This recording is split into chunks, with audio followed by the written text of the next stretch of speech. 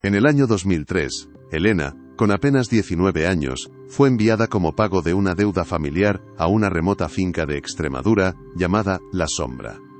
Sus padres, agricultores ahogados por una sequía que había convertido sus tierras en un desierto de polvo y promesas rotas, no tuvieron otra opción.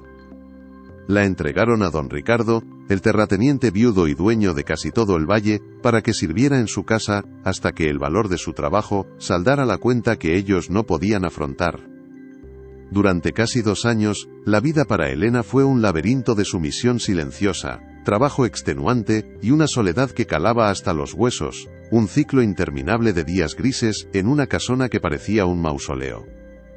Estaba atrapada, no solo por las paredes de la finca, sino por la vergüenza de su familia y la indiferencia de un mundo que aceptaba su destino como un simple acuerdo comercial. Vivía como una sombra entre sombras, invisible para el hombre al que servía y para el resto del personal, que la veía como poco más que un objeto de inventario. Hasta que el descubrimiento de un único brote verde, en un rincón olvidado de la propiedad, lo cambió todo, demostrando que incluso en la tierra más yerma, la vida se abre paso. Como una joven, despojada de su libertad y tratada como una mercancía, encuentra la fuerza no solo para sobrevivir, sino para plantar esperanza en un lugar donde todo había muerto. Antes de revelarte como un gesto tan pequeño como cuidar una planta, pudo desmantelar un sistema de poder casi feudal y devolverle el alma a un hombre roto. Dinos desde dónde nos estás viendo y suscríbete al canal.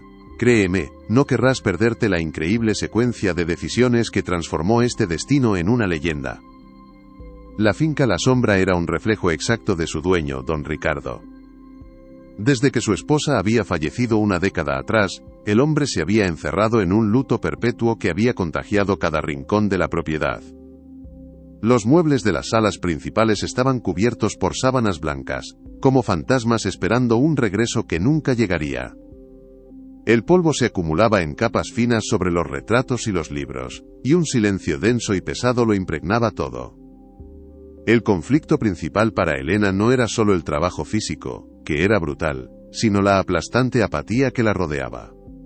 Su dueño apenas la miraba, sus órdenes llegaban a través de Carmen, la severa ama de llaves, una mujer que le profesaba una lealtad inquebrantable a don Ricardo, y que desde el primer día trató a Elena con un desdén helado, refiriéndose a ella como la deuda. Elena no tenía sueldo, ni días libres, ni derecho a visitas. Su existencia se reducía a limpiar, cocinar y obedecer, siempre bajo la mirada vigilante de Carmen, quien se aseguraba de que la joven entendiera su lugar. Era una herramienta, no una persona. La decisión que selló el destino de Elena se tomó en la cocina de la humilde casa de sus padres. Una noche de finales de verano. No hubo gritos ni discusiones, solo el silencio pesado de la derrota. Sobre la mesa de madera raída reposaba la última carta del banco, una notificación de embargo que les daba apenas unas semanas para abandonar la tierra que su familia había trabajado durante generaciones.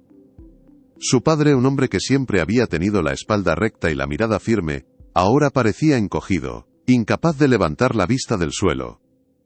Su madre no paraba de retorcerse las manos, con los ojos enrojecidos de tanto llorar en secreto. La propuesta de don Ricardo, transmitida a través de un intermediario, había llegado como una solución tan salvadora como humillante. Salvarían la casa y la tierra, pero el precio era su única hija. Elena, que había escuchado la conversación desde el umbral de la puerta, sintió cómo el miedo se mezclaba con una extraña sensación de deber. Recordaba las historias de su abuela sobre tiempos pasados, sobre acuerdos de palabra y deudas de honor, pero nunca imaginó que viviría algo así.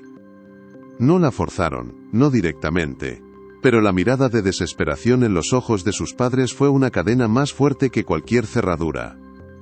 Esa noche, mientras empaquetaba sus pocas pertenencias en una bolsa de tela, comprendió que estaba siendo sacrificada para que su familia pudiera sobrevivir, y esa carga de amor y resentimiento la acompañaría en cada paso de Etiasa, su nuevo camino. Los primeros meses en La Sombra fueron una prueba de resistencia psicológica y física. Su día comenzaba antes del amanecer, cuando el frío de la piedra del suelo de la cocina se le metía en los huesos. Sus tareas eran monótonas y agotadoras: fregar suelos interminables, pulir plata que nunca se usaba, lavar sábanas que olían a cerrado y a tristeza. Comía sola, después de que don Ricardo y Carmen hubieran terminado, y sus noches transcurrían en un pequeño y húmedo cuarto en el ala de servicio, cuyo único mobiliario era un catre de hierro y una pequeña cómoda.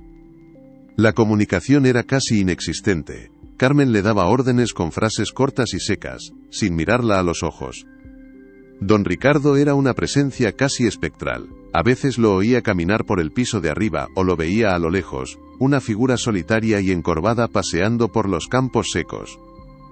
La indiferencia de ambos era un muro contra el que chocaba constantemente. No había crueldad física, pero sí un abandono emocional absoluto que la hacía sentir invisible, borrada del mundo.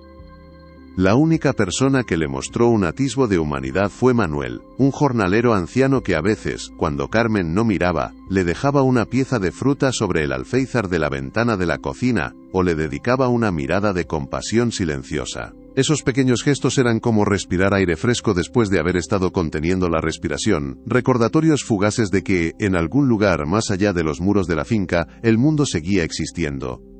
El aislamiento de Elena se extendía más allá de los límites de la finca. Una vez por semana, acompañaba a Carmen al pueblo cercano para comprar provisiones, y esas salidas eran, si cabe, más dolorosas que el encierro. En las calles estrechas y soleadas, sentía el peso de las miradas sobre ella. La gente del pueblo conocía su historia. En lugares tan pequeños, los secretos no duran mucho. Las mujeres mayores cuchicheaban tras sus abanicos cuando pasaba. Los hombres la miraban con una mezcla de lástima y curiosidad morbosa. Para ellos, ella era la chica de don Ricardo, la prueba viviente de la desgracia de su familia. Un día, se cruzó con una antigua compañera de escuela. Por un instante, sus ojos se encontraron, y Elena vio un destello de reconocimiento y vergüenza en la cara de la otra chica, antes de que ésta apartara la vista rápidamente, y cruzara la calle para evitarla.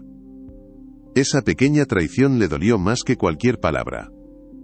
Se dio cuenta de que no solo había perdido su libertad, sino también su identidad, y su lugar en la comunidad.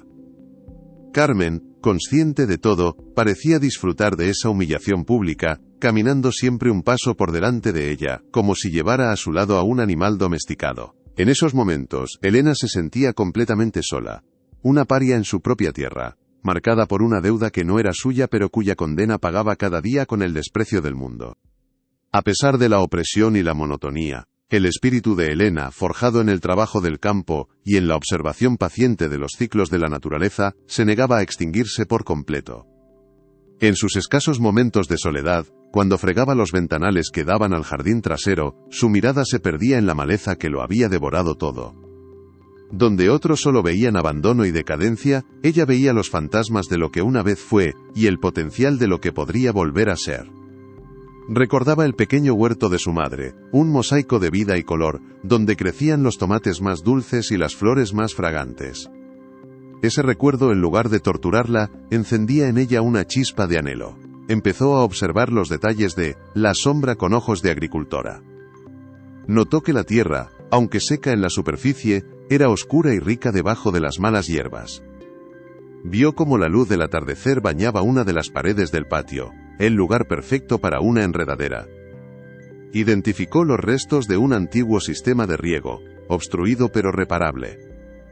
Su mente, de forma casi instintiva, comenzó a trazar planes, a imaginar soluciones, a ver vida donde solo había muerte. No era un acto de rebeldía consciente, sino una necesidad vital, el instinto de una planta que busca la luz en la más profunda oscuridad. Su conexión con la tierra era lo único que no le habían podido arrebatar, y en secreto, empezó a aferrarse a ella como a un ancla en medio de la tormenta. El punto de inflexión, o más bien, el primer susurro de un posible cambio, no llegó con un acto de rebeldía abierta, sino con un descubrimiento silencioso y casi accidental. Ocurrió durante una de las tareas más ingratas, limpiar los cristales del pasillo trasero, una zona de la casa que llevaba años clausurada. Detrás de una pesada puerta de roble que chirrió como un lamento al abrirse, Elena encontró el antiguo invernadero. Era el esqueleto de un sueño olvidado, el santuario personal de la difunta esposa de don Ricardo. Los cristales del techo estaban rotos en 1000 pedazos, y por los huecos se colaban enredaderas salvajes que habían estrangulado todo a su paso. viejas herramientas de jardinería, cubiertas de una gruesa capa de óxido y telarañas, yacían abandonadas donde cayeron de unas manos por última vez. En el aire flotaba un olor denso a tierra húmeda, a hojas podridas y a tiempo detenido. Para cualquiera, aquello era un mausoleo de cristal y metal, un testimonio más de la decadencia de la finca. Pero para Elena, que se quedó inmóvil en el umbral, fue como encontrar un lenguaje que creía haber perdido. Entre la desolación, su mirada de agricultora no veía el final de algo, sino la memoria de la vida. Podía casi imaginar el murmullo del agua en los sistemas de riego, el aroma de las flores exóticas que, según le había contado Manuel en un susurro, la señora cultivaba con una pasión que iluminaba toda la casa. En ese momento, no sintió esperanza, sino una profunda y dolorosa conexión con la mujer ausente que, como ella, había encontrado en la tierra una forma de existir. Ignorando el mandato implícito de no perturbar los fantasmas del pasado, Elena comenzó a regresar al invernadero en los breves intervalos que su jornada le permitía. Al principio, eran solo unos minutos robados al final del día, cuando el sol se ponía y las sombras largas le ofrecían un manto de invisibilidad. Su primer acto no fue plantar, sino limpiar. Con sus propias manos, sin herramientas, empezó a arrancar la maleza más superficial de un pequeño rincón. Sentía la tierra fría y compacta bajo sus dedos, una sensación que le resultaba tan familiar como dolorosa.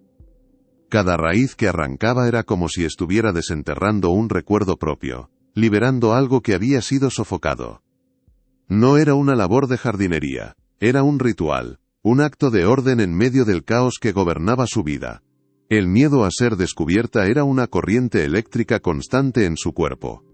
Sabía que Carmen la vigilaba, que cualquier desviación de su rutina sería castigada con más trabajo o con una reprimenda helada, pero la necesidad de hacer algo que tuviera sentido, algo que no fuera simplemente obedecer y limpiar la tristeza de otros, era más fuerte.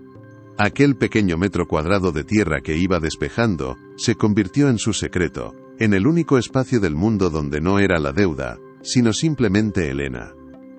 Un lugar donde sus manos, en lugar de servir, creaban. Era un acto de afirmación personal tan silencioso y tenaz como el musgo que crecía en las paredes húmedas de La Sombra. La tensión en la finca aumentó de forma casi imperceptible, como la presión atmosférica antes de una tormenta. Carmen, con su instinto afilado por años de servicio y desconfianza, notó el cambio en Elena. No era algo que pudiera señalar con el dedo, sino una suma de pequeños detalles que no encajaban en la rutina de sumisión que ella misma había impuesto. Veía una nueva determinación en la mirada de la joven, una lejanía en sus ojos mientras fregaba los platos, como si su mente estuviera en otro lugar.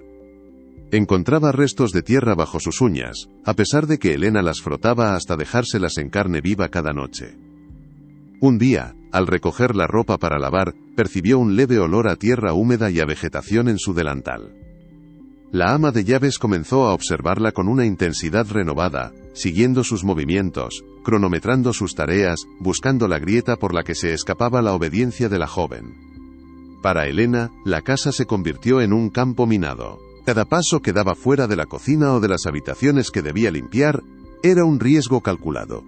Sentía la mirada de Carmen en su nuca constantemente, un peso físico que la obligaba a mantener la cabeza gacha y la expresión vacía. La presión psicológica era agotadora.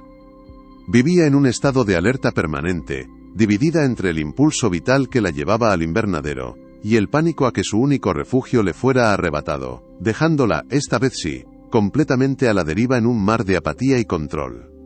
La injusticia de su situación se materializó de la forma más cruda durante la primera y única visita que sus padres pudieron hacerle en casi 6 meses. El encuentro fue orquestado por Carmen en el gran salón de la entrada, un espacio frío e impersonal donde los muebles seguían cubiertos por sábanas blancas. Duró exactamente 15 minutos. Sus padres llegaron con los hombros encogidos, vestidos con su mejor ropa, que aún así parecía pobre y desgastada bajo los altos techos de la casona. Su padre no se atrevía a levantar la vista del suelo, y su madre no paraba de retorcer un pañuelo entre sus manos. Traían para ella un pequeño trozo de queso envuelto en un paño, un regalo que olía a hogar y a impotencia. La conversación fue un torpe intercambio de frases vacías sobre el tiempo y la salud de los vecinos, todo bajo la atenta y silenciosa supervisión de Carmen, que permaneció de pie junto a la puerta, asegurándose de que no se cruzara ninguna línea prohibida. Elena vio en los ojos de su madre las preguntas que no se atrevía a hacer. ¿Estás bien? ¿Te tratan con dureza? ¿Nos perdonas? Y en los de su padre, vio la vergüenza desnuda, la humillación de un hombre que había tenido que vender la libertad de su hija para salvar su tierra. Al despedirse, su madre intentó abrazarla, pero Carmen carraspeó, y el gesto murió en el aire, convirtiéndose en una torpe palmada en el brazo. Cuando se fueron, Elena no lloró. Sintió un frío que no era de invierno, la certeza absoluta de que estaba sola. Su sacrificio había salvado a su familia, pero también había creado un abismo entre ellos, un abismo de culpa y silencio que ninguna palabra podía cruzar. Fue en ese estado de profunda desolación, tras la visita de sus padres, cuando Elena encontró el rosal. Había vuelto al invernadero esa noche, no con la intención de trabajar, sino buscando simplemente un lugar donde el peso de la casa no pudiera aplastarla. A la luz de la luna que se filtraba por los cristales rotos, sus manos, casi por inercia, apartaron un amasijo de enredaderas secas y zarzas. Y allí estaba. No era más que un tallo leñoso y oscuro, casi indistinguible de las demás ramas muertas que lo rodeaban. Parecía un pedazo de madera vieja, una reliquia sin vida. Estuvo a punto de arrancarlo y tirarlo, pero algo la detuvo. Se agachó, y al observarlo de cerca, vio lo imposible. En la base del tallo, aferrándose a la existencia con una terquedad que desafiaba toda lógica, había un único y minúsculo brote verde. Era tan pequeño que casi podría aplastarlo con la uña, pero brillaba con una intensidad casi sobrenatural en la penumbra. En ese momento, para Elena, aquel brote lo fue todo. Era la prueba irrefutable de que la vida persistía incluso en las condiciones más adversas, de que la muerte y el abandono no tenían la última palabra. Se arrodilló en la tierra fría y, con un cuidado infinito, tocó la pequeña hoja con la punta del dedo. No fue una revelación mística sino una conexión visceral, el reconocimiento de una igual. Aquel rosal, como ella, estaba atrapado, olvidado y dado por muerto. Y como ella, se negaba a rendirse, cuidarlo ya no sería un pasatiempo secreto, se convirtió en una misión, en un pacto silencioso de supervivencia. El trabajo de Elena en el rosal se transformó en una ciencia precisa y clandestina. Cada acción estaba meticulosamente planeada para no dejar rastro. Usaba un viejo dedal que encontró en un costurero abandonado para transportar pequeñas cantidades de agua desde la cocina, haciendo múltiples viajes para no levantar sospechas vaciando un cubo de golpe. Con una cuchara oxidada cavaba con cuidado alrededor de las raíces, aireando la tierra compacta y mezclándola con restos de vegetales que robaba de los cubos de basura, creando un compost improvisado. Se guiaba por los conocimientos que su abuela le había transmitido, recuerdos de infancia que ahora se convertían en un manual de supervivencia. La tierra te habla, Elena, solo tienes que aprender a escucharla, le decía. Y Elena escuchaba. Observaba el color del brote, la textura de la tierra, la forma en que la luz de la mañana incidía sobre él a través de un cristal roto. Su proyecto, sin embargo, no tardó en encontrar su primer gran obstáculo, don Ricardo. Una tarde, el terrateniente, en uno de sus erráticos paseos por la propiedad, se desvió de su ruta habitual, y se dirigió hacia la parte trasera de la casa. Elena, que estaba de rodillas junto al rosal, oyó el crujido de las hojas secas bajo sus botas, y el corazón se le detuvo.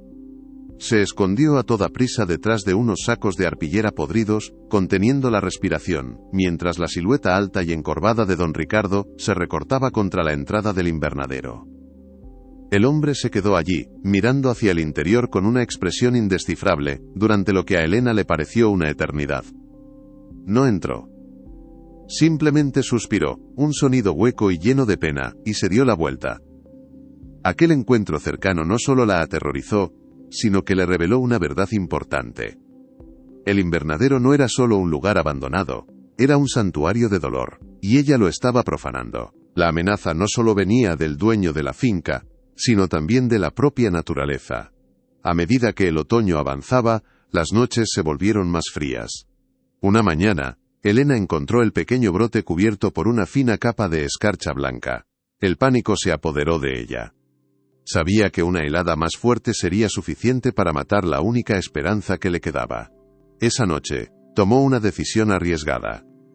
Esperó hasta que toda la casa estuvo en silencio, hasta que incluso los crujidos de la vieja madera parecieron dormirse. Descalza, para no hacer ruido, se deslizó fuera de su cuarto, cogió la única manta que tenía, una pieza de lana fina y raída, y corrió hacia el invernadero. El frío del suelo de piedra le quemaba los pies, y cada sombra parecía un monstruo a punto de delatarla. Con manos temblorosas, envolvió con cuidado el tallo del rosal con su manta, creando un pequeño refugio contra el frío. Mientras lo hacía, le susurraba palabras de ánimo, como si le hablara a un niño enfermo. «Aguanta, por favor, aguanta». Regresó a su cuarto tiritando, sin nada con que cubrirse, y pasó la noche acurrucada, hecha un ovillo, sintiendo un frío que le llegaba hasta los huesos. No era solo el frío físico, era el miedo a perderlo todo. Esa noche, Elena comprendió hasta qué punto su propio instinto de supervivencia se había entrelazado con el de aquella planta. Protegerla era proteger la última parte de sí misma que aún se negaba a congelarse. A la mañana siguiente, antes de que saliera el sol, repitió el peligroso viaje a la inversa. Recogió su manta, ahora húmeda por el rocío, y la escondió bajo su colchón antes de que Carmen pudiera empezar su ronda de inspección. Corrió de vuelta al invernadero para comprobar el estado del rosal. Su corazón latía con fuerza mientras desenvolvía con cuidado la improvisada protección. Y entonces, lo vio. El brote no solo había sobrevivido a la helada, sino que parecía más fuerte, más erguido. Y junto a él, casi imperceptible, había nacido una segunda hoja, diminuta y perfecta. Elena se quedó mirándola, y por primera vez en meses, una genuina y cálida sensación de alivio la inundó. No fue una victoria épica, no cambió su condición ni alivió su carga, pero fue una prueba tangible de que su esfuerzo, su sacrificio y su riesgo habían servido para algo. Aquella pequeña hoja era una respuesta. La vida, cuidada con esmero, respondía. Ese pequeño triunfo le dio una fuerza que no sabía que poseía. Ya no se sentía solo como una víctima pasiva de las circunstancias. Se sentía como una cuidadora, una colaboradora en el milagro silencioso de la persistencia. La lucha diaria, la vigilancia de Carmen, la soledad aplastante, todo seguía ahí. Pero ahora, Elena tenía un secreto que la alimentaba desde dentro, una razón para levantarse cada mañana que iba más allá de la simple obediencia. Tenía un propósito, tan frágil y tan poderoso como una nueva hoja abriéndose paso en un mundo helado. El apoyo llegó de la forma más inesperada y silenciosa, a través de las manos callosas y la mirada sabia de Manuel, el viejo jornalero. Él la había estado observando desde la distancia, no con la curiosidad morbosa del pueblo, sino con una compasión paternal. Manuel había visto nacer y morir muchas cosas en aquella finca, incluyendo la alegría de la antigua señora y la posterior caída en la desolación de don Ricardo. En la tenacidad de Elena, veía un eco de esa vida perdida. Un día, mientras Elena se dirigía al invernadero, encontró, apoyado discretamente contra la pared exterior, un pequeño azadón de mano. No era nuevo, pero la hoja de metal había sido afilada recientemente, y el mango de madera estaba lijado y suave. No había nadie a la vista, pero ella supo de inmediato que era obra de Manuel. El corazón le dio un vuelco, una mezcla de pánico y una gratitud tan abrumadora que casi la hizo llorar. Alguien la había visto. Alguien conocía su secreto y en lugar de delatarla, había decidido ayudarla. Aquel simple trozo de metal y madera era mucho más que una herramienta, era un mensaje. Significaba que no estaba completamente sola, que su lucha silenciosa había sido reconocida. Esa noche por primera vez, no se sintió como una prisionera, sino como una conspiradora, una aliada en una causa secreta para devolverle la vida a un rincón olvidado del mundo. El gesto de Manuel fue un pequeño acto de fe, que reforzó el suyo propio. Con la nueva herramienta el trabajo de Elena se volvió más ambicioso y sistemático. El pequeño parche de tierra alrededor del rosal se expandió, convirtiéndose en un círculo de tierra oscura y fértil en medio de la desolación. Empezó a clasificar las semillas que encontraba entre la maleza, reconociendo variedades silvestres de tomillo y romero que su abuela usaba para cocinar. Creó un pequeño semillero improvisado en una caja de madera podrida que encontró en un rincón. Su relación con Manuel evolucionó hacia una complicidad sin palabras. A veces, él dejaba un cubo estratégicamente colocado para recoger el agua de lluvia de un canalón roto, ahorrándole a Elena sus peligrosos viajes a la cocina. Otras, ella encontraba un puñado de abono orgánico, restos del cuidado de los pocos animales que quedaban en la finca, discretamente depositado cerca de la entrada del invernadero. Eran pequeños actos de rebelión compartida contra la apatía que lo había consumido todo. El rosal, bajo este cuidado conjunto, respondió con una vitalidad asombrosa. El tallo leñoso se había engrosado, y de él brotaban ahora varias ramas nuevas, cubiertas de hojas de un verde intenso y saludable. El progreso era tan evidente, que el miedo a ser descubierta crecía en paralelo a su esperanza. El pequeño jardín secreto era ahora un proyecto demasiado grande para pasar desapercibido por mucho más tiempo, y la sombra de don Ricardo y la mirada vigilante de Carmen se cernían sobre él como nubes de tormenta. El día del descubrimiento llegó sin previo aviso, en una tarde de principios de primavera. El sol, bajo en el horizonte, teñía el cielo de tonos anaranjados y malvas, y una luz dorada se filtraba a través de los cristales rotos del invernadero, iluminando las partículas de polvo en el aire como si fueran luciérnagas. Elena estaba de rodillas, con las manos hundidas en la tierra, tarareando una vieja canción de cuna que su madre le cantaba. Estaba tan absorta en su tarea, separando con cuidado unas delicadas raíces, que no oyó los pasos lentos y pesados que se acercaban por detrás. Solo se dio cuenta cuando una sombra larga y afilada se proyectó sobre ella, cubriendo el rosal y sumiendo su pequeño mundo en la penumbra. Se giró lentamente, con el corazón encogido en un nudo de hielo. Don Ricardo estaba de pie en el umbral, su alta figura recortada a contraluz. Su rostro era una máscara impenetrable, pero sus ojos, que durante meses habían estado vacíos y distantes, ahora ardían con una intensidad que la paralizó. Era una furia fría, silenciosa, la rabia de un hombre cuyo santuario más sagrado había sido profanado. No gritó. Su voz, cuando finalmente habló, fue un susurro áspero, cargado de un dolor antiguo y una amenaza presente. «¿Qué has hecho?», preguntó, y en esas 3 palabras Elena sintió todo el peso de su transgresión, la certeza de que su frágil esperanza estaba a punto de ser arrancada de raíz. Elena no respondió con palabras. El miedo le había robado la voz. En su lugar, su cuerpo reaccionó por puro instinto. Se movió, casi sin pensarlo, colocándose delante del rosal, protegiéndolo con su propia espalda como una madre protegería a su hijo. No fue un acto de desafío, sino de pura protección, una súplica desesperada para salvar lo único que le daba sentido a su existencia en aquel lugar. Mantuvo la cabeza gacha, esperando el grito, el castigo, la orden de destruir todo lo que había construido. Don Ricardo dio un paso hacia el interior del invernadero, y el crujido de los cristales rotos bajo sus botas sonó como una sentencia. Se detuvo a apenas 1 metro de ella. Esperaba ver en sus ojos el miedo servil al que estaba acostumbrado, la sumisión de una deudora.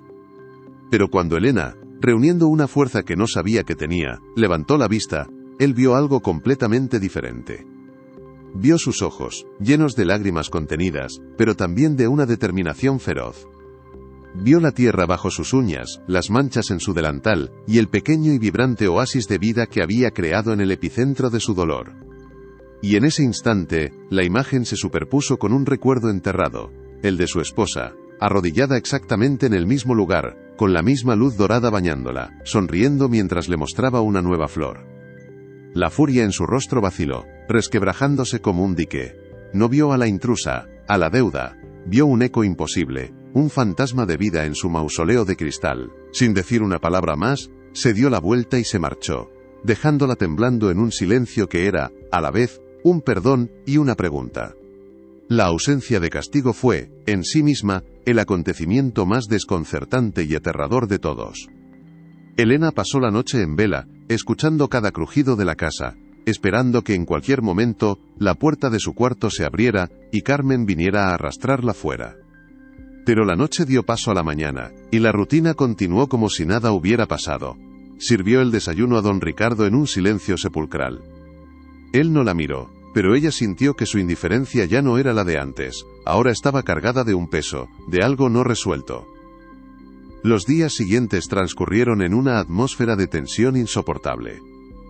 Elena vivía con el miedo constante de que su indulto silencioso fuera revocado, pero al mismo tiempo, una nueva y extraña sensación comenzaba a arraigarse en su interior, la de haber sido vista. Por primera vez desde que llegó a la sombra, alguien la había visto de verdad, no como un objeto o un problema, sino como una persona capaz de crear. Continuó con sus tareas diarias con una diligencia casi febril, intentando no dar a nadie ninguna otra razón para el enfado. Sin embargo, cada vez que sus obligaciones se lo permitían, sus pies la llevaban de vuelta al invernadero, no solo para cuidar de sus plantas, sino para reafirmarse a sí misma que lo que había ocurrido era real, que había cruzado una línea invisible y, de alguna manera, había sobrevivido al otro lado. Su pequeño jardín secreto ya no era solo un refugio. Se había convertido en el campo de batalla silencioso donde se estaba decidiendo su destino. El cambio en don Ricardo, aunque sutil, no pasó desapercibido para Carmen. La ama de llaves, cuyo universo se regía por el orden inmutable de la tristeza y la rutina, sintió el temblor bajo sus pies. Notó que el señor ya no pasaba todo el día encerrado en su despacho, rodeado de los fantasmas de su mujer. A veces, lo veía de pie junto a la ventana del salón, mirando hacia la parte trasera de la casa, hacia el invernadero. Su expresión ya no era de simple apatía, sino de una curiosidad perpleja. Carmen, cuya lealtad a la memoria de la difunta señora era feroz, interpretó el interés de Elena por el invernadero como una ofensa intolerable, y el aparente perdón de don Ricardo como una traición. Su hostilidad hacia la joven se intensificó, volviéndose más afilada y personal. Ya no se limitaba a dar órdenes secas. Ahora la criticaba por nimiedades, inspeccionaba su trabajo con un escrutinio malicioso, buscando cualquier fallo para demostrar que Elena no era digna de la extraña clemencia que se le había concedido. La casa se dividió en dos bandos invisibles. Por un lado, la alianza silenciosa y creciente entre Elena y la tierra, que empezaba a atraer la atención del patrón. Por otro, la resistencia férrea de Carmen, que veía en cada nueva hoja verde una amenaza al santuario de dolor que ella había ayudado a mantener durante una década. Elena se encontró atrapada en medio, en un fuego cruzado de silencios, donde una mirada podía ser una promesa o una condena. La primera brecha real en el muro de silencio se abrió una semana después del encuentro en el invernadero. El rosal, como si entendiera que su supervivencia dependía de demostrar su valía, había producido su primer capullo, una pequeña y apretada espiral de un verde oscuro que prometía el rojo en su interior. Elena lo contemplaba con una mezcla de orgullo y temor, como si fuera un secreto a punto de ser revelado al mundo. Esa mañana, mientras barría las hojas secas del patio delantero, don Ricardo salió de la casa. En lugar de pasar a su lado con su habitual indiferencia, se detuvo. No la miró a ella, sino a la tierra yerma que se extendía más allá de los muros de la finca, la misma tierra que había condenado a la familia de Elena y a tantas otras. Permaneció en silencio durante un largo minuto, y luego, con una voz que sonaba ronca por el desuso, formuló una pregunta que no iba dirigida a una sirvienta, sino a alguien que entendía el lenguaje del campo. ¿Crees que esta tierra podría volver a dar algo?, preguntó, casi para sí mismo. Elena se detuvo, con la escoba inmóvil en sus manos. Su corazón latía con fuerza. Era la primera vez que él le dirigía la palabra para algo que no fuera una orden. Levantó la vista, y mirándolo directamente a los ojos por primera vez, respondió con una sencillez que desarmaba. La tierra no olvida cómo vivir, señor, dijo con voz clara. Solo necesita que alguien se lo recuerde. En esa frase no había súplica ni desafío, solo la verdad inmutable de la naturaleza. Don Ricardo la observó un instante más, asintió lentamente, y siguió su camino. Pero esa breve conversación había cambiado algo fundamental. Una pregunta había sido formulada y una respuesta había sido dada. Una puerta, que llevaba cerrada 10 años, acababa de abrirse una rendija. Aquella conversación, breve y cargada de un significado que flotaba en el aire como el polvo del camino, no cambió la jerarquía de la finca, pero sí alteró sutilmente su geografía emocional. Al día siguiente, don Ricardo no le dio a Elena ninguna orden nueva, pero al pasar junto a ella, dejó caer, como por descuido, un manojo de llaves viejas sobre una mesa del vestíbulo. Entre ellas, Elena reconoció la llave del cobertizo de herramientas, un lugar que había permanecido cerrado con candado desde su llegada. No hubo ninguna instrucción, ninguna palabra, fue una concesión silenciosa, una prueba. Elena comprendió que se le estaba otorgando un permiso condicional, una oportunidad de demostrar que sus palabras no eran solo el eco de una vieja sabiduría campesina, sino una promesa tangible. El peso de esa confianza tácita era inmenso. Sabía que cada movimiento sería observado, no solo por la mirada inquisidora de Carmen, sino también por los ojos de un hombre que había depositado en ella una astilla de esperanza. Quizás la primera en una década. Su primer paso fue entrar en aquel cobertizo, que olía a metal oxidado, a madera seca y a trabajo olvidado. Con un respeto casi ceremonial, eligió las herramientas más sencillas, una pala, un rastrillo, una azada. Limpió el óxido de cada una con un trapo y aceite, un acto que era a la vez una preparación y un homenaje a las manos que las habían usado antes. No se trataba solo de limpiar la tierra, se trataba de despertar a la finca de su largo letargo, y cada herramienta afilada era una nota en esa sinfonía de resurrección. El primer proyecto de Elena fue deliberadamente modesto, un cuadrado de tierra de apenas 10 metros por 10, justo al lado del invernadero. Un espacio visible desde las ventanas del despacho de don Ricardo. Era una decisión estratégica. Quería que su trabajo fuera un testimonio silencioso y constante. Durante días, su rutina se partió en dos. Por las mañanas, cumplía con sus obligaciones dentro de la casa, bajo la supervisión cada vez más hostil de Carmen, que parecía oler la traición en el aroma a tierra que se adhería a la ropa de Elena. Por las tardes, con el sol cayendo a sus espaldas, se dedicaba a su parcela. El trabajo era metódico y agotador. Primero, arrancó las malas hierbas de raíz, creando montones que luego usaría para el compost. Después, con la pala, removió la tierra, que estaba tan compacta y seca que las primeras paladas apenas la arañaban. Descubrió que la capa superficial era casi estéril, pero a unos 30 centímetros de profundidad, el suelo se volvía más oscuro y húmedo, una señal de que la vida aún latía bajo la superficie. Manuel el jornalero la observaba desde lejos. Un día, sin decir palabra, le dejó junto a su parcela una carretilla llena de estiércol de las ovejas, el mejor abono natural. Elena le devolvió el gesto dejándole un botijo de agua fresca a la sombra de un olivo al día siguiente. No necesitaban palabras. Estaban tejiendo una red de colaboración, una resistencia silenciosa contra la esterilidad que había gobernado la sombra durante tanto tiempo. Don Ricardo desde su ventana no veía a una sirvienta trabajando, veía un plan, una coreografía de esfuerzo y conocimiento que empezaba a tener sentido. La reacción de Carmen no se hizo esperar. La ama de llaves, que había gobernado el dominio doméstico de la sombra, con una autoridad indiscutible durante el largo luto de don Ricardo, veía el jardín de Elena no como un intento de revivir la finca, sino como una insurrección. Para ella, el orden establecido, la quietud y el respeto por el dolor del pasado eran sagrados. Cada palada de tierra que Elena daba era una profanación de la memoria de la difunta señora, y peor aún, una distracción que amenazaba con sacar a don Ricardo de la segura prisión de su pena. Su sabotaje fue sutil, pero constante. Empezó a asignarle a Elena tareas adicionales y deliberadamente largas, justo en las horas en que solía trabajar fuera. Pulir toda la cubertería de plata, limpiar los cristales de las ventanas más altas, reorganizar la despensa de arriba a abajo. El objetivo era claro: agotarla, robarle el tiempo y la energía necesarios para su proyecto. La casa se cae a pedazos mientras tú juegas a ser jardinera, le espetó un día, con la voz cargada de un veneno frío. Elena no respondió. Simplemente, se levantaba una hora antes, cuando la casa aún estaba a oscuras, para adelantar sus tareas. Dormía menos, comía más deprisa, pero se negaba a ceder. La presión era inmensa, vivía en un estado de alerta constante, equilibrando la obediencia que se le exigía con la pasión que la impulsaba. La finca se había convertido en un tablero de ajedrez, y ella era una pieza moviéndose con cautela entre una reina hostil y un rey que empezaba a despertar. El primer intento de siembra fue un fracaso rotundo.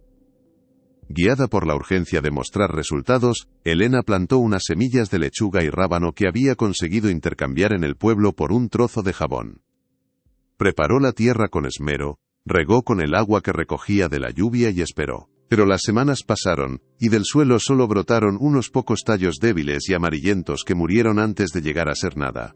La decepción fue un golpe duro y amargo. Desde su ventana, don Ricardo lo vio todo: el esfuerzo inicial, la esperanza y el posterior fracaso. Carmen, por su parte, no ocultó una sonrisa de satisfacción. Para ella, era la prueba de que la naturaleza, al igual que ella, se resistía a los caprichos de la intrusa. Elena, sin embargo, no se rindió. Recordó las lecciones de su padre: la tierra no miente, hija. Si algo no crece, te está diciendo que le falta algo. En lugar de verlo como una derrota, lo tomó como un diagnóstico. Pasó horas observando la parcela, analizando la textura del suelo, notando cómo el agua se evaporaba demasiado rápido. Comprendió que años de abandono habían agotado los nutrientes del suelo. No bastaba con arar y regar, necesitaba sanar la tierra desde dentro, alimentarla, devolverle la materia orgánica que había perdido. Este fracaso fue, en realidad, el aprendizaje más importante. Le enseñó que la impaciencia era su enemiga, y que la verdadera resurrección de la tierra requería un plan más profundo, más paciente y mucho más sabio. Fue entonces cuando Elena inició su proyecto más ambicioso hasta la fecha: la creación de un sistema de compostaje a gran escala. Designó un rincón discreto detrás del invernadero, y comenzó a construir 3 compartimentos con viejos palés de madera que encontró abandonados. Su método era una ciencia precisa heredada de generaciones.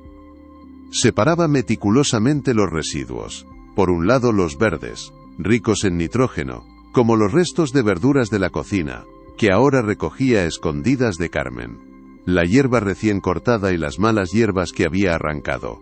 Por otro, los marrones, ricos en carbono, como las hojas secas, las ramas trituradas y el cartón viejo.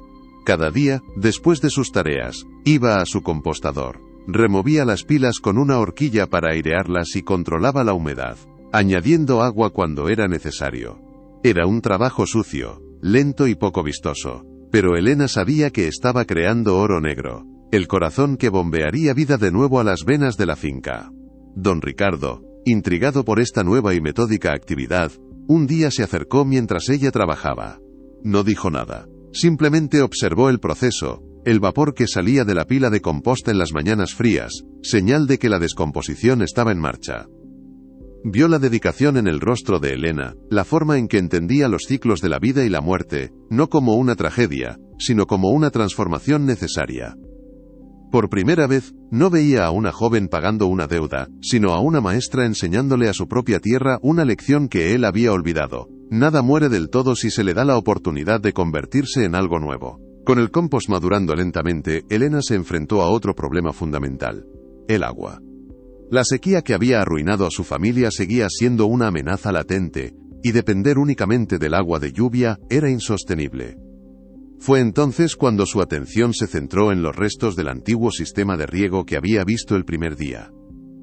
Siguió el rastro de las viejas tuberías de hierro, cubiertas de maleza y óxido, desde el invernadero hasta un pequeño estanque artificial que ahora no era más que una hondonada seca y agrietada. Descubrió que la fuente del problema era una obstrucción principal en la acequia que desviaba el agua de un arroyo cercano. Repararlo era una tarea que superaba sus fuerzas y sus herramientas. Necesitaba ayuda. Armándose de un valor que le costó varios días reunir, dibujó un esquema simple en la tierra con una vara, mostrando dónde estaba el bloqueo y cómo creía que podría solucionarse. Una tarde, esperó a don Ricardo en el patio y, sin rodeos, se lo explicó. Le habló no como una sirvienta pidiendo un favor, sino como una técnica presentando un plan. Le explicó cómo la reparación de la acequia no solo regaría su pequeña parcela, sino que podría empezar a llenar el estanque, creando una reserva de agua para el futuro. Don Ricardo la escuchó en silencio, con la mirada fija en el tosco mapa dibujado en el polvo. Estudió el plan durante un largo minuto que a Elena le pareció una vida entera. Finalmente, levantó la vista, la miró directamente a los ojos y pronunció una sola palabra que lo cambió todo: mañana. Al día siguiente, al amanecer, 2 jornaleros, incluido Manuel, estaban esperando junto a la acequia con palas y picos. Don Ricardo estaba allí, no supervisando desde la distancia, sino con las mangas de la camisa arremangadas. Por primera vez en 10 años, el señor de la sombra iba a trabajar la tierra con sus propias manos. La noticia corrió como la pólvora entre el escaso personal de la finca. Carmen lo observaba todo desde la ventana de la cocina, con el rostro pálido y los labios apretados en una fina línea de desaprobación. El trabajo fue duro y se prolongó durante todo el día. Elena trabajaba codo con los hombres, indicando dónde cavar, retirando piedras y lodo con una energía que parecía inagotable. Don Ricardo, aunque torpe al principio, recuperó poco a poco los movimientos que había aprendido en su juventud. Al atardecer, con los músculos doloridos y cubiertos de barro, lograron despejar la obstrucción. El sonido del agua, un murmullo al principio, luego un gorgoteo, y finalmente un torrente claro y fresco corriendo por la acequia seca, fue como una música celestial. El agua llegó al estanque, y aunque tardaría semanas en llenarse, la promesa de vida era innegable.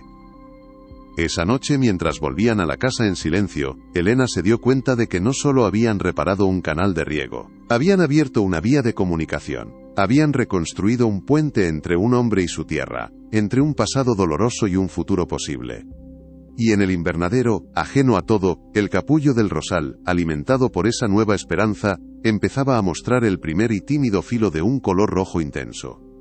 La floración no fue una explosión de vida, sino un susurro. Una mañana, cuando el primer rayo de sol atravesó los cristales sucios del invernadero, Elena lo vio. El capullo, que durante semanas había sido una promesa verde y apretada, se había abierto durante la noche. En el centro del pequeño jardín que había conquistado a la desolación, ardía una única rosa.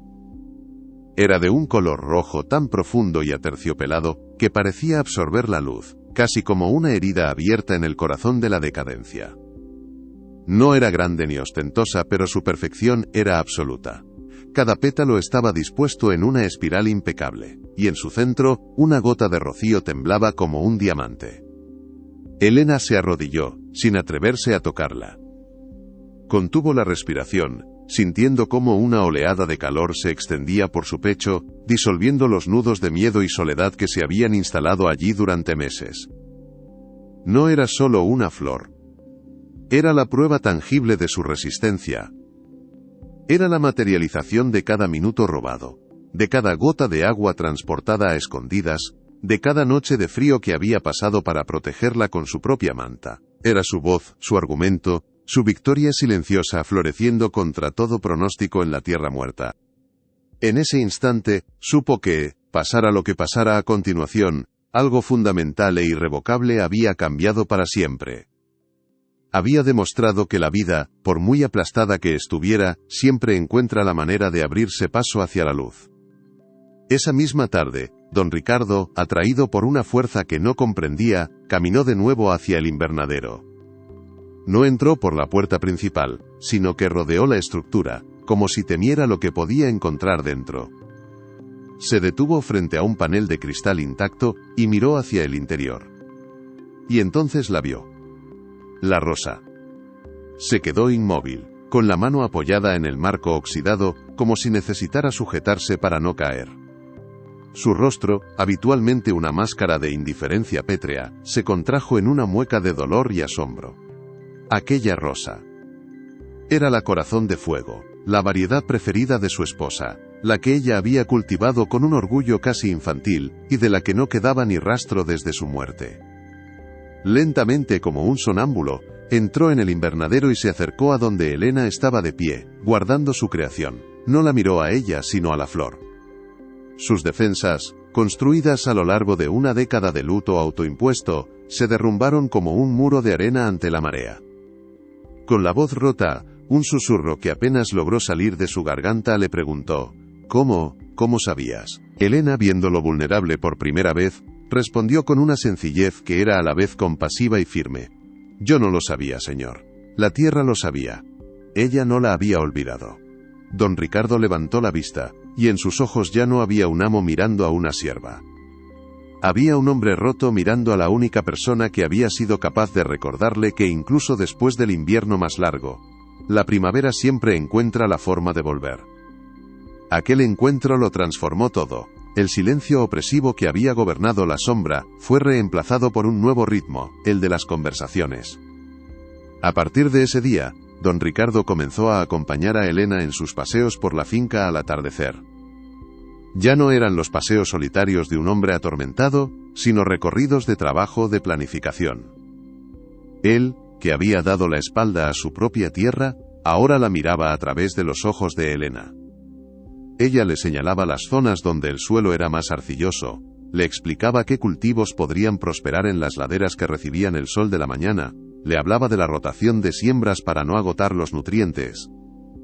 No le hablaba con la deferencia de una empleada, sino con la autoridad tranquila de quien posee un conocimiento innato. Don Ricardo, por su parte, escuchaba. Hacía preguntas, desempolvando términos agrícolas que creía olvidados desde su juventud. Por primera vez, compartía historias de cómo su padre había trabajado esos mismos campos, de los olivos que plantó su abuelo. La dinámica de poder se había invertido de forma natural. Él tenía la propiedad, pero ella tenía la sabiduría.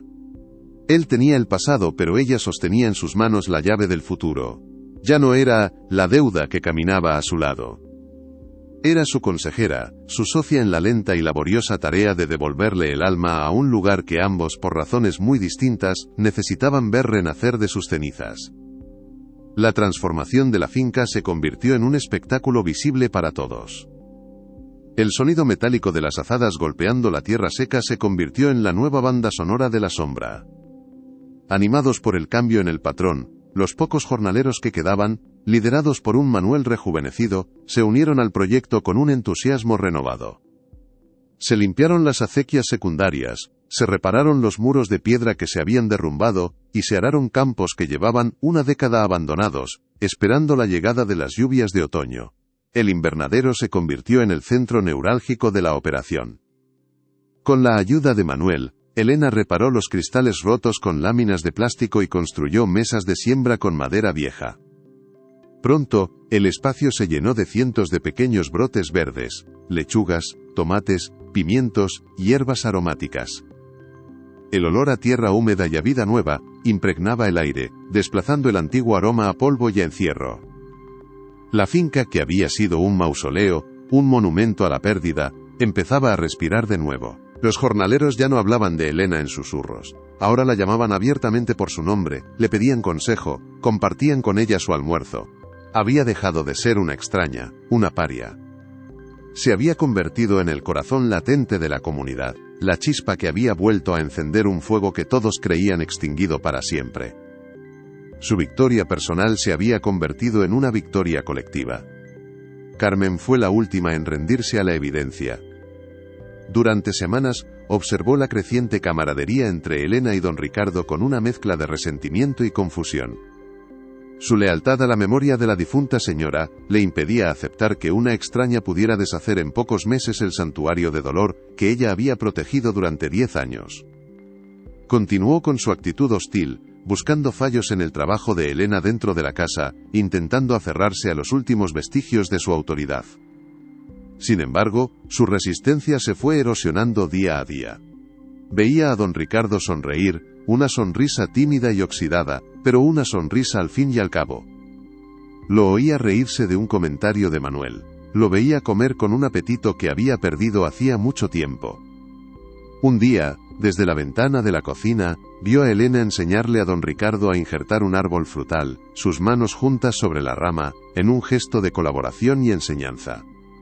En ese momento, Carmen comprendió que Elena no había borrado la memoria de la antigua señora, sino que la había honrado de la única manera posible, devolviendo la vida al lugar que ella tanto había amado.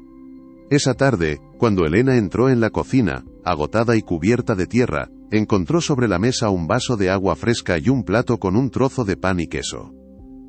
Carmen estaba de espaldas, fregando los platos, pero en ese gesto silencioso había una tregua, un reconocimiento, el final de una guerra que ya no tenía sentido librar. El acto final de liberación tuvo lugar un domingo por la mañana. Los padres de Elena llegaron a la finca, convocados por un escueto mensaje de don Ricardo. Vinieron con el miedo en el cuerpo, con los hombros encogidos por la costumbre de la humillación, esperando una nueva exigencia, una nueva desgracia. En lugar de ser recibidos por Carmen en el frío vestíbulo, fue el propio don Ricardo quien salió a su encuentro en el porche.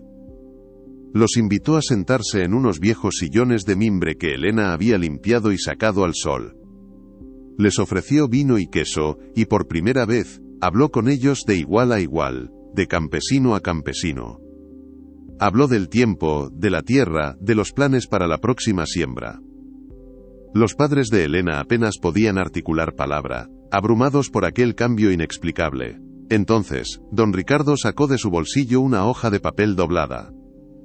Era el acuerdo, el documento que certificaba la deuda, el contrato que había convertido a su hija en una propiedad. Sin decir una palabra, delante de ellos, lo rompió en 4 pedazos y los dejó caer al suelo. «No hay nada que pagar», dijo con la voz firme, pero con los ojos húmedos. «Al contrario. Soy yo quien está en deuda con su hija». Miró al padre de Elena. «Les pido perdón».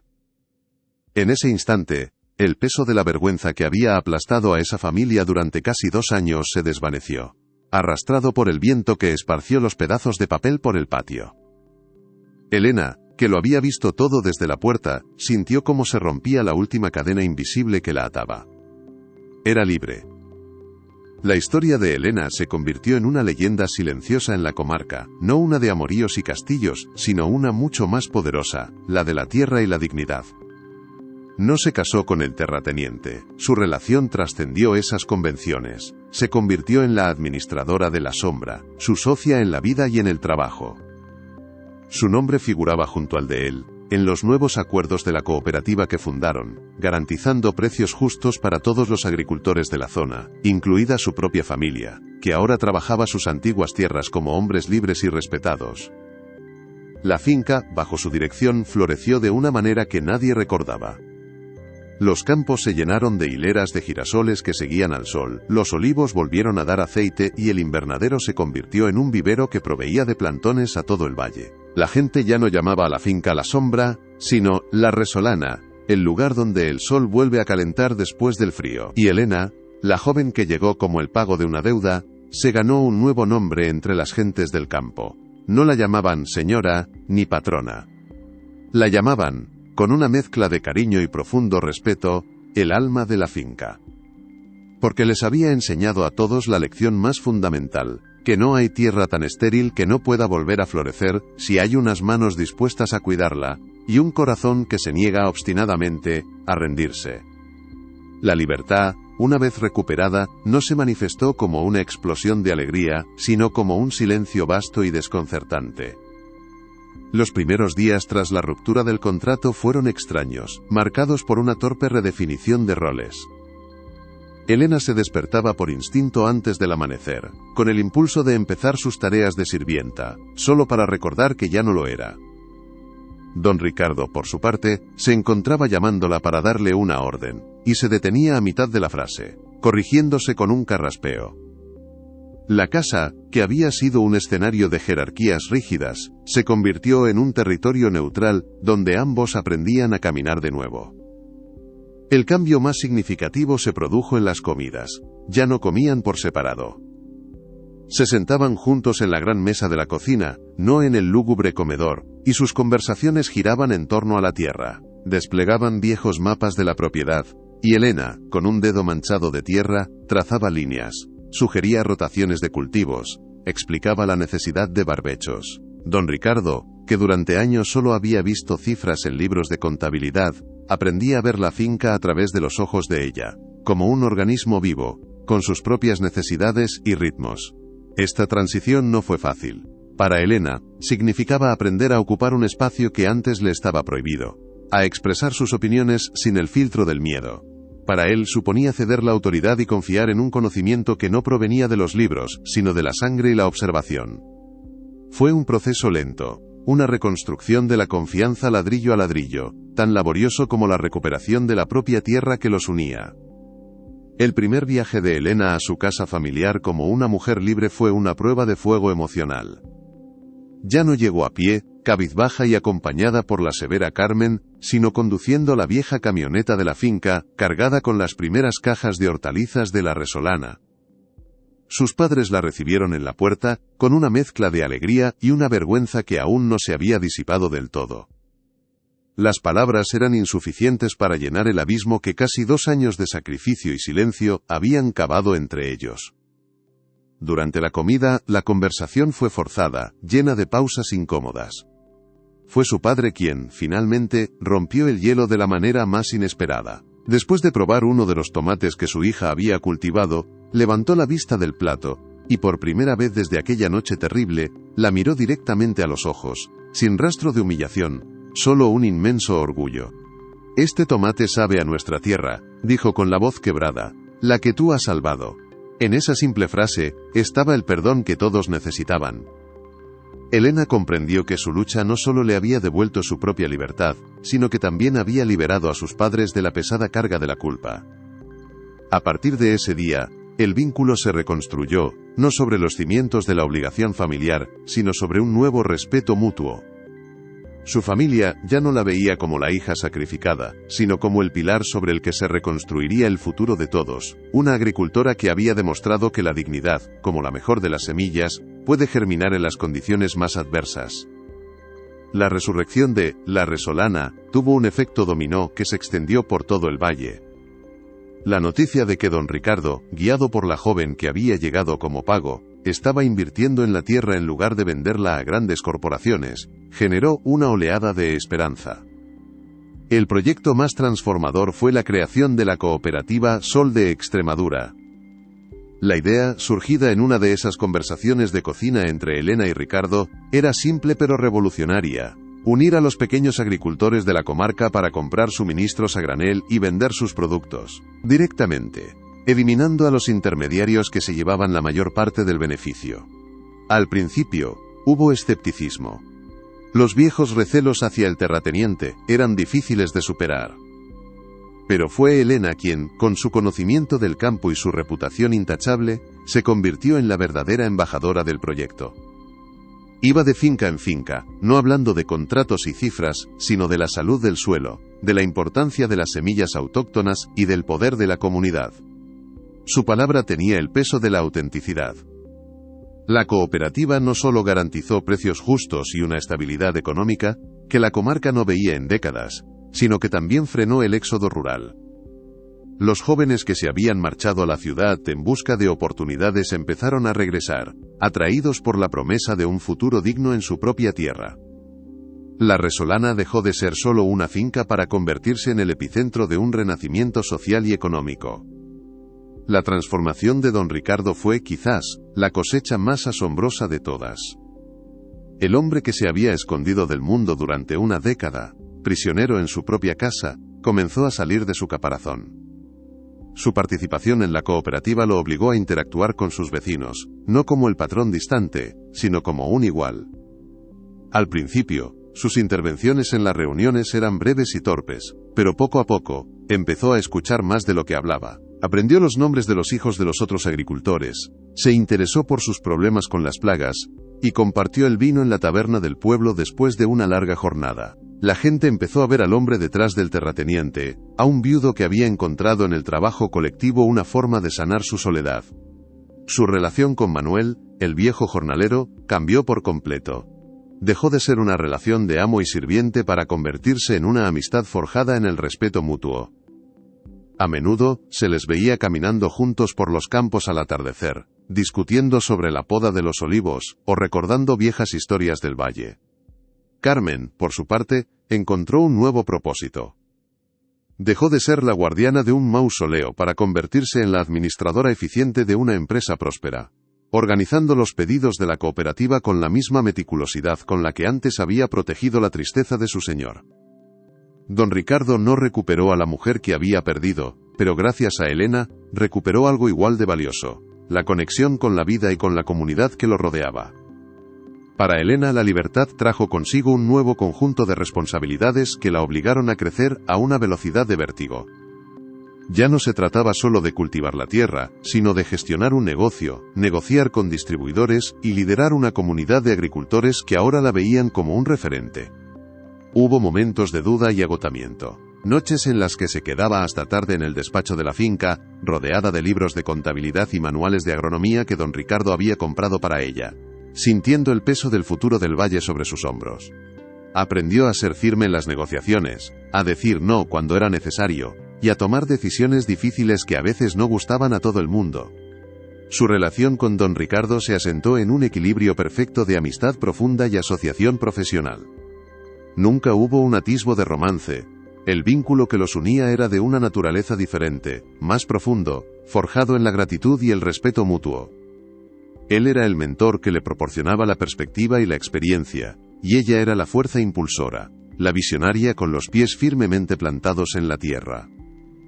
En este proceso, Elena descubrió una fortaleza en sí misma que nunca había imaginado. La joven silenciosa y sumisa había desaparecido, y en su lugar había una líder tranquila y segura, cuya autoridad no provenía de un título o de la propiedad, sino de la sabiduría ganada a pulso en la batalla diaria por devolverle la vida a un trozo de tierra olvidado. Con el paso de los años, el invernadero, aquel esqueleto de cristal que fue el catalizador de todo, se convirtió en el verdadero corazón de la Resolana. Completamente restaurado, con sus cristales relucientes y sus sistemas de riego modernizados, ya no albergaba solo el rosal Corazón de Fuego, que ahora era un arbusto espléndido que florecía cada primavera, sino que se había transformado en un centro de investigación y formación. Elena, en colaboración con universidades agrícolas, lo convirtió en un vivero de variedades locales, un banco de semillas para preservar la biodiversidad de la región, y un lugar donde se experimentaba con técnicas de cultivo sostenible. Los domingos por la mañana, el invernadero se llenaba de jóvenes agricultores de toda la comarca, que acudían a aprender de ella. La veían moverse entre las mesas de plantones, explicando con paciencia los secretos del injerto o las propiedades de un buen compost, con las manos siempre manchadas de tierra. Ya no era la chica marcada por la deuda, ni el alma de la finca, era, simplemente, Elena, la maestra. Su legado no estaba escrito en títulos de propiedad ni en cuentas bancarias, sino en las manos de esa nueva generación que había aprendido de ella la lección más importante: que el verdadero poder no reside en poseer la tierra, sino en saber escucharla, cuidarla y hacerla florecer para todos. Y así, en el lugar exacto donde una vez encontró un único brote de esperanza, ahora cultivaba un futuro entero. La historia de la Resolana no terminó con la libertad de Elena o la sanación de don Ricardo. En realidad, fue ahí donde verdaderamente comenzó. El legado de aquella lucha silenciosa no se mide en hectáreas cultivadas o en los beneficios de la cooperativa, aunque ambos son impresionantes. Se mide en el sonido. El sonido de los niños que ahora juegan en la plaza del pueblo, hijos de las familias que regresaron porque la tierra volvía a ofrecer un futuro. El sonido de las conversaciones en la taberna, donde ya no se murmura sobre deudas y desgracias, sino que se debate sobre el mejor momento para la cosecha del pimiento, o se celebra la calidad del aceite nuevo. El legado es el murmullo constante de la vida que ha regresado a un valle que estaba enmudecido por la desesperanza. Los ancianos, que recordaban los años de esplendor antes de la sequía y el luto de don Ricardo, dicen que la tierra tiene memoria, y que Elena no hizo más que despertarla. Pero los más jóvenes, los que crecieron con su ejemplo, saben que no fue un despertar, sino una reinvención. Ella no restauró el pasado, construyó un futuro sobre sus cimientos, demostrando que el respeto por la tradición y la audacia para innovar no solo pueden coexistir, sino que son la única fórmula para que una comunidad sobreviva y prospere de verdad. La finca ya no es un lugar, es un símbolo. La transformación más profunda, sin embargo, ocurrió en la forma en que la gente de la comarca comenzó a contar su propia historia. El relato de la deuda de la familia de Elena, que una vez fue una fuente de vergüenza y cotilleo, se convirtió en una parábola de resiliencia. Ya no se habla de ello con lástima, sino con un profundo respeto. Se cuenta en las noches de invierno junto al fuego, no como un cuento de hadas, sino como una lección de vida. La historia enseña que la dignidad no se pierde cuando se cae, sino cuando se deja de luchar por levantarse. Enseña que la verdadera pobreza no es la falta de dinero, sino la falta de esperanza. Y, sobre todo, enseña que el dolor, por muy profundo que sea, puede convertirse en el abono más fértil si se tiene el coraje de trabajarlo. Los pedazos rotos del contrato que don Ricardo rasgó aquel día no fueron barridos y olvidados. Cuentan que Manuel, el viejo jornalero, los recogió y los enterró en la base del rosal Corazón de Fuego, no como un trofeo sino como un recordatorio. Un recordatorio de que las raíces de lo nuevo siempre se alimentan de lo antiguo, y de que el pasado no tiene por qué ser una cadena que nos ata, sino una lección que nos enseña a valorar cada brote de vida, cada flor que se atreve a nacer en el desierto.